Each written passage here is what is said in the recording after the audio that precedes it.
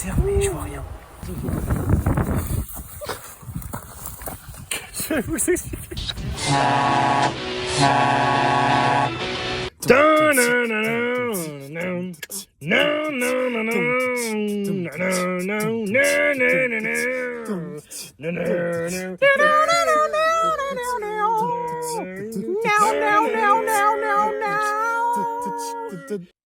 Les gars, ce que vous venez d'entendre, c'est le grand-duc d'Europe. Buto. C'est le plus grand rapace nocturne du monde.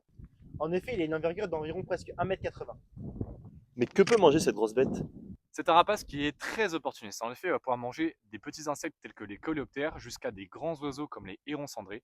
Mais ce qui va composer 80% de son alimentation, ça va être surtout des mammifères comme les campagnols, des faons, des lièvres et bien d'autres.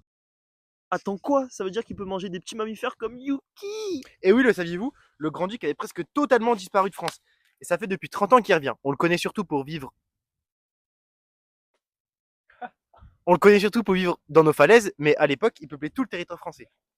Et c'était une vieille croyance, on pensait que les grands-ducs pouvaient venir prendre les enfants, les chats ou les chiens pour aller les dévorer. Mais t'inquiète pas Jean-Baptiste, le grand-duc il va pas venir manger Yuki. Par contre, il va venir dévorer le faucon pèlerin. Un mouchoir. Bien parti. Bon maintenant, revenons au chant. Ce qu'on écoute actuellement, c'est le chant du hibou grand-duc. En effet, d'octobre à décembre, le mâle va chanter pour défendre son territoire. Et ensuite, de janvier à fin février, le mâle va de nouveau chanter, mais cette fois pour attirer la femelle. Ce qu'il faut savoir, c'est que les couples restent unis toute leur vie. Et c'est dans ce genre d'habitat qu'on peut venir écouter le grand-duc dès le mois d'octobre.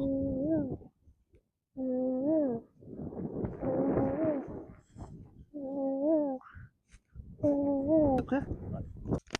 Maintenant, dans la prochaine vidéo, est-ce que vous voulez qu'on vous parle du moyen duc, du petit duc ou du trop duc? Non, youpi!